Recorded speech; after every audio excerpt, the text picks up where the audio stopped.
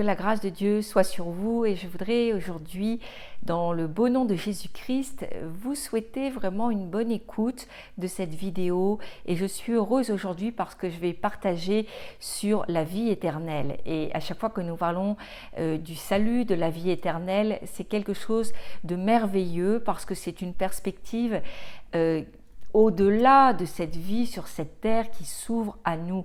Et je vous en parle parce que Jésus-Christ en a parlé et il nous dit qu'effectivement la vie sur cette terre n'est pas une finalité, mais que nous avons été créés corps, âme et esprit, et que si nous faisons le nécessaire sur cette terre qui finalement est un test, Dieu nous teste et c'est sur cette terre d'ailleurs que tout se joue, alors nous pouvons avoir accès à la vie éternelle, c'est-à-dire vivre éternellement avec Dieu dans son ciel de gloire. Et je dirais que la Bible nous dit, Dieu nous dit comment faire. Et je voudrais lire avec vous le verset qui en parle, un des versets qui en parle, et c'est dans Romains chapitre 10 au verset 9. Si tu confesses de ta bouche le Seigneur Jésus, et si tu crois dans ton cœur que Dieu l'a ressuscité des morts, tu seras sauvé. Et les questions du salut et les questions de la vie éternelle, c'est-à-dire que nous, même si notre corps meurt sur cette terre, nous avons l'assurance, nous dit le Seigneur, que nous pouvons vivre éternellement avec Dieu. Et il y a des conditions qui sont énumérées, c'est-à-dire si nous confessons de notre bouche le Seigneur Jésus, c'est-à-dire si nous acceptons le sacrifice de Jésus-Christ individuellement, c'est-à-dire que Jésus est mort pour vous, pour moi, et que nous acceptons son sacrifice, et si nous le croyons dans notre cœur, parce que nous pouvons confesser de la bouche, nous pouvons proclamer des choses, et notre cœur ne participe pas. Et là, il doit y avoir l'adhésion du cœur et de la bouche, c'est-à-dire parce que mon cœur croit, alors je vais le proclamer, le confesser. Et je dois croire quoi? Je dois croire que Jésus a été ressuscité des morts. Et à ce moment-là, la Bible nous dit qu'effectivement, je serai sauvé. Je dois croire au sacrifice personnel de Jésus-Christ pour moi, qui est mort pour mes péchés, pour me pardonner mes péchés, pour vous pardonner vos péchés, et croire qu'il est mort, mais qu'il est ressuscité. Et comme il est ressuscité, un jour aussi, il nous ressuscitera. Je voudrais vous entraîner dans une confession, une prière, pour que vous ayez accès à la vie éternelle. Voilà, nous allons prier ensemble et cette prière, c'est simplement d'accepter le Seigneur comme votre sauveur personnel et également comme votre Seigneur et de faire la seigneurie de Jésus sur chaque domaine de votre vie parce que c'est important.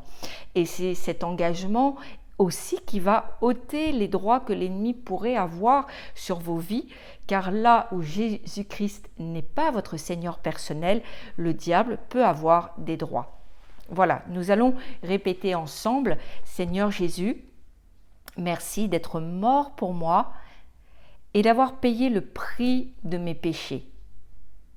Je reconnais aujourd'hui que j'ai péché et que j'ai besoin d'être sauvé. Je me repens sincèrement d'avoir péché par rébellion, désobéissance, consciemment ou inconsciemment. Aujourd'hui, je reconnais avoir violé tes commandements et m'être détourné de tes lois divines. Pardonne-moi pour toutes les fois où je n'ai pas honoré ton nom et où j'ai pratiqué le mal envers toi, envers mon prochain comme envers moi-même.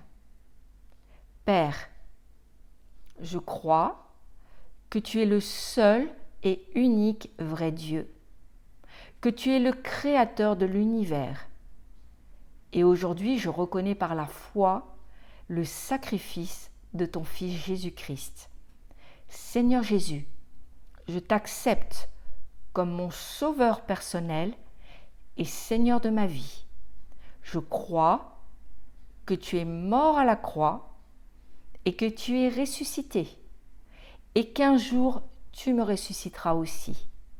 Je reconnais que j'ai besoin de toi et je t'invite dès à présent à être le Seigneur de ma vie.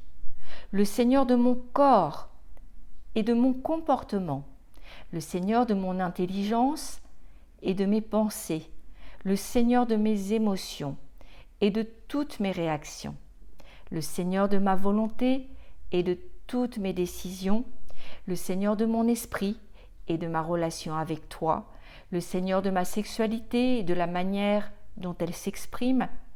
Je t'invite, Seigneur, à être le Seigneur de mon temps, de ma maison, de ma famille, de mon mariage, de mon célibat et de toutes mes relations et de mes biens matériels.